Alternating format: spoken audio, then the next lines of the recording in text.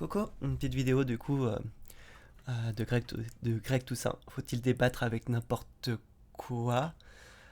Déjà ça commence mal, parce que à mon avis il voulait dire n'importe qui, mais bon bref.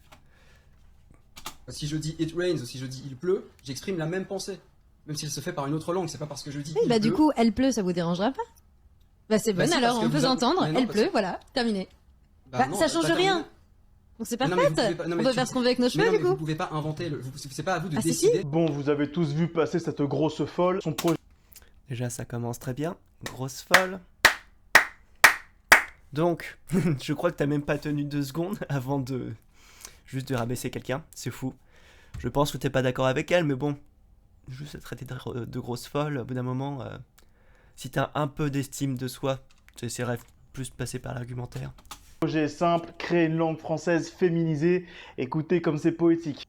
La situation, c'est 10 000 ans d'oppression patriarcale mondiale. Il y a moins. En fait, ce qu'il faut se dire dans la langue française, enfin, moi, par exemple, mon avis, je suis... non, c'est comment ça s'appelle? Ah, l'écriture inclusive, je pense pas que ça soit bien. Moi, je serais plus limite pour une refonte totalement de la langue française, parce qu'au bout d'un moment, bah... Enfin, notre langue, on voit bien qu'il y a tellement de règles qui n'ont aucun sens, qui ne servent à rien. Enfin, ça paraît con, mais quand vous parlez par exemple avec des Anglais, mais en fait, les gens ne comprennent pas, par exemple, pourquoi le pronom pour table, c'est là. Pourquoi donner en fait un genre à des objets? Ça n'a aucun sens. Pourquoi ce serait pas là, le... Et donc, ce qui serait, pour moi, ce qui se pense... je pense qu'il serait utile, ça serait plus de refaire tout... Enfin, de rechanger toute notre langue et de faire quelque chose de beaucoup plus neutre à la base et qu'on ait juste à utiliser des pronoms pour quand c'est nécessaire. Ça serait plus simple parce que là, dire il pleut, elle pleut, enfin, au bout d'un moment, c'est juste des règles qui sont qui n'ont pas de sens et qui ont juste été mises de façon arbitraire. Et puis voilà, en fait, notre langue, en fait, je pense, c'est surtout de vieux monsieur qui veulent que ça reste comme ça, mais au bout d'un moment, bah, faudra que ça change. Parce que, aussi, on va me dire, est-ce que, oui, tu vois, en fait, par exemple, en Angleterre ou au Japon, ce sont des langues qui sont plutôt neutres, il y a quand même des problèmes, tu vois, avec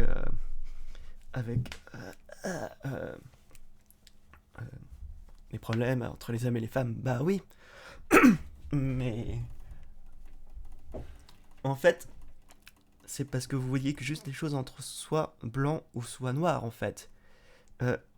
Notre langue a un impact sur ce que l'on pense.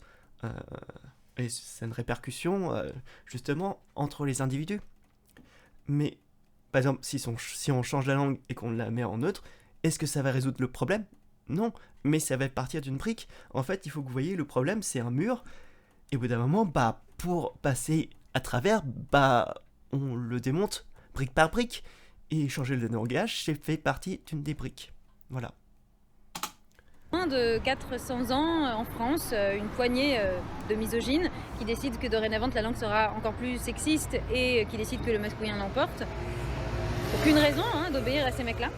Et puis, dans tout cela, il y a, à une moment, à partir de 2012, une artiste féministe qui décide de féminiser la langue. Déjà, elle a un regard, on dirait une menace de mort. Tu sais que si elle croise Ted Bundy, c'est lui qui prend peur. Elle a un regard tellement vite que quand elle parle, ça fait de l'écho. Heureusement. Waouh. Tu sais, au bout d'un moment, enfin, ton discours avec des punchlines à la con, ça fait peut-être rire les prépubères, mais au bout d'un moment, enfin, pour l'instant, t'as rien dit de concret. Hein. On va voir si t'es capable de donner un seul argument, ça serait pas mal. Heureusement, toutes les femmes, même les féministes, n'ont pas sombré dans cette folie. Mais une malade comme ça, elle s'exprime dans un pays où les hommes existent encore. Elle passe la nuit dans une cellule avec les services secrets. Un pays où les hommes existent encore. Oh là là, la fameuse truc. Oh là là, la société a rendu... a fait que les hommes ne sont plus des hommes. Putain, vous avez vraiment des problèmes en fait. Vous avez juste besoin de vous mettre au-dessus des autres, mais... C'est pathétique. Et puis, est-ce que tu penses qu'on te prend au sérieux juste en traitant une personne de folle et de demeurer. Sérieusement. Enfin, faut croire que beaucoup de personnes en pensent, hein, parce que vu les commentaires que j'ai, souvent c'est plutôt oui, regarde à quel point tu es conne, demeurée, tu ne comprends rien. Et en plus, ils se permettent de dire oui, tu vois, moi j'étais honnête et sincère avec toi, tu vois, moi c'est pour t'aider. Bah oui, bien sûr, insulter les gens pour les aider. Puis bien sûr, dès que tu leur demandes de démonter les arguments, bah il y a plus personne. Enfin bon. Le lendemain, tu la retrouves en train de faire du tricot en chantant La vie en rose. On sait pas ce qui s'est passé dans cette cellule, mais ils lui ont donné l'envie d'être une femme normale. Mais bon. Une femme normale? C'est quoi une femme normale? C'est une femme qui fait du tricot, qui chante La vie en rose? Sérieux? Ah. Juste tout d'abord, si vous aimez pas les femmes, juste laissez-les tranquilles en fait. Comme elle vit en France, elle n'est pas internée. Elle a même débattu récemment avec notre ami de la chaîne La Cartouche, que je salue d'ailleurs. Enfin, une telle branlée, peut-on encore parler de débat? C'était... Bof. En fait, la cartouche... non. Oui, c'est ça, c'est la cartouche, il dit... Ouais, mais c'est les règles.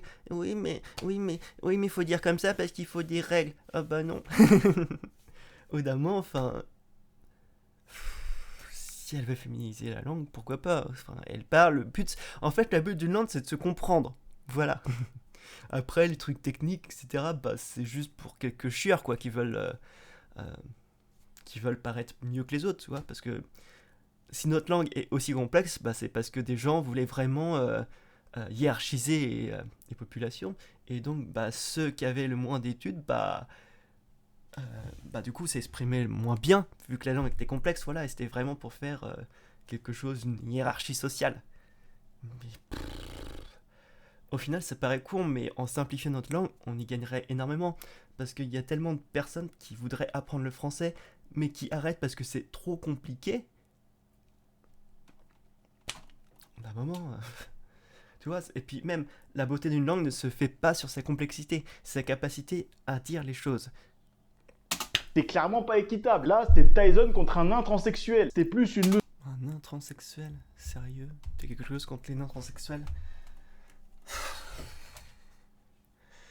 Juste si tu pouvais faire au moins autre chose que faire des attaques sur le physique, ça serait pas trop mal. Leçon de soumission qu'un débat. Ça, normalement, sur Browser, c'est abonnement premium et message d'avertissement pour scènes choquantes. Mais pour autant, est-ce que j'encourage le débat avec n'importe quoi? Bien évidemment, non. Déjà, le débat filmé rendu public n'est qu'un divertissement comme un autre. Je comprends que ça en amuse certains, mais dans le fond, ça ne change rien. Quand Attali débat avec Zemmour, il se fait fracasser en deux. Pourtant, une fois les caméras éteintes, on sait qui a vraiment le pouvoir. Donc le débat est un divertissement pur.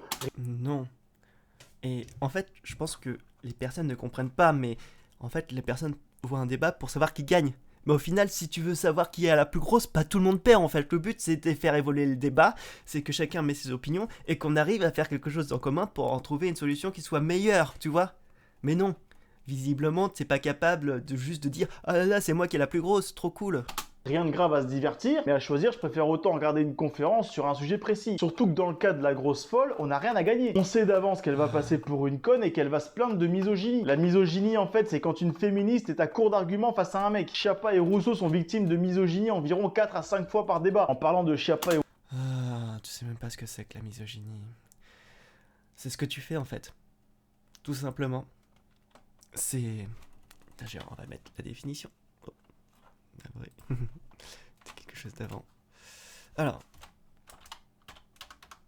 Parce que visiblement... Je sais même pas l'écrire. Ah, mépris pour les femmes. C'est ce que tu fais.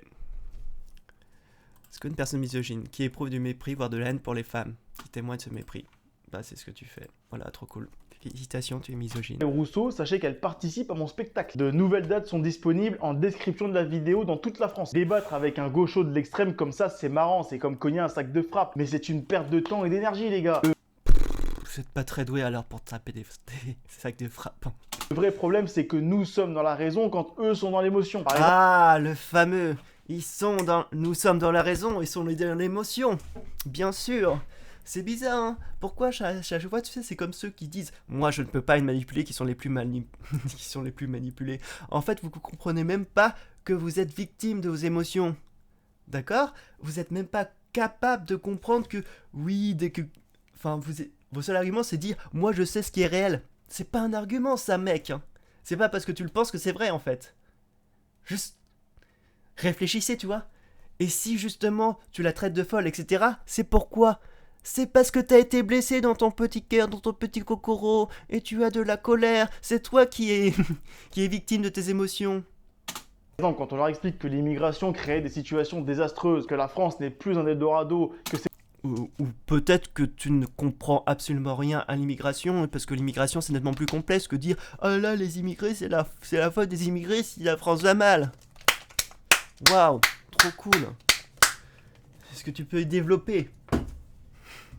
ces gens ne trouvent pas de travail décemment payé, qu'ils ont tout à construire chez eux, qu'il faut s'occuper des Français qui galèrent en priorité, sans parler des dom-toms quasiment laissés à l'abandon depuis des années par nos dirigeants, bah eux en réponse, ils nous montrent l'image d'un enfant mort échoué sur la plage, tout en nous disant bah du coup faut en faire venir plus, dans quel but je sais pas, peut-être pour agrandir leur collection d'images.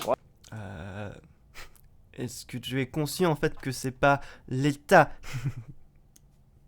qui fait que les immigrants viennent? Est-ce que tu sais pourquoi les immigrants viennent en fait? Tu vois, parce qu'il y en a beaucoup en fait qui viennent parce que leurs pays sont en guerre, qui sont des difficultés, bref, parce que dans leur pays c'est invivable, tout simplement. Mais bon, ça...